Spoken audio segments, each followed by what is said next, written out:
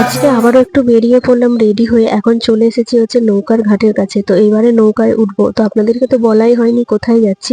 আমার মা বাবা যেই মঠের দীক্ষিত, তো ওই মন্দিরের যিনি আগে গুরুদেব ছিলেন, তো ওনার আজকে আবির্ভাব তিথি। তো সেই উপলক্ষে অনুষ্ঠান আছে, তো ওই জন্যই একটু বেরিয়ে পড়েছি। আর মন্দিরটা হচ্ছে স্বরূপগঞ্জে, তো সেই জন্য আমরা এইদিকে স্বরূপগঞ্জের ঘাটের কাছে এসে দাঁড়িয়ে আছি।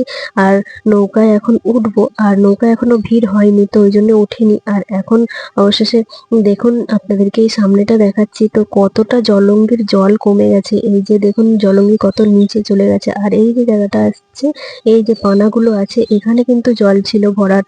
তো এখন কিন্তু অনেক জল কমে গেছে, গিয়ে দেখুন কত নিচের দিকে চলে গেছে।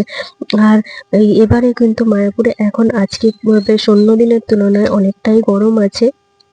রাতের দিকে একটু ঠান্ডা, তারপরেই কিন্তু দিনের বেলা বেশ ভালোই গরম, যেহেতু সামনে দোল চলে আসছে, তো একটু গরম গরম পড়বে। আর এখন চলে এসেছে, এই দেখুন মহারাজগণ এক এক করে হরিকথা বললেন।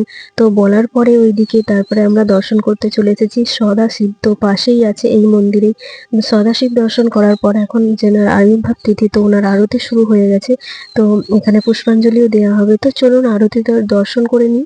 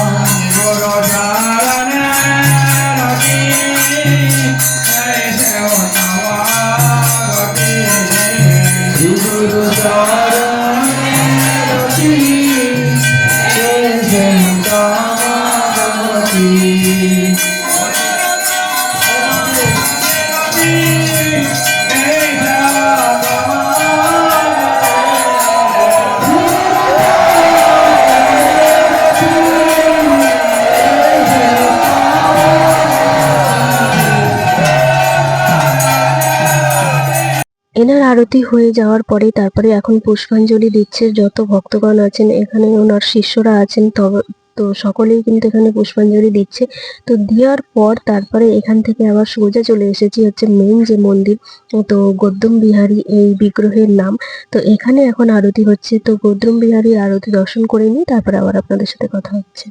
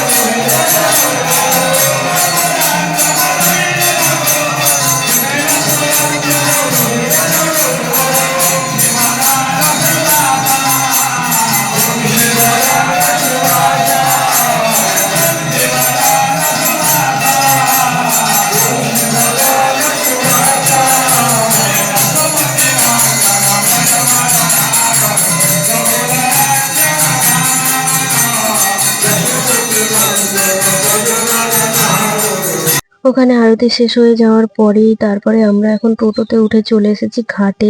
আর এখন দেখুন বেশ ফাঁকা ফাঁকা আছে, তো এই দিকটাতে দুপুরের টাইম, তো ওই জন্য অতটা ভিড় নেই।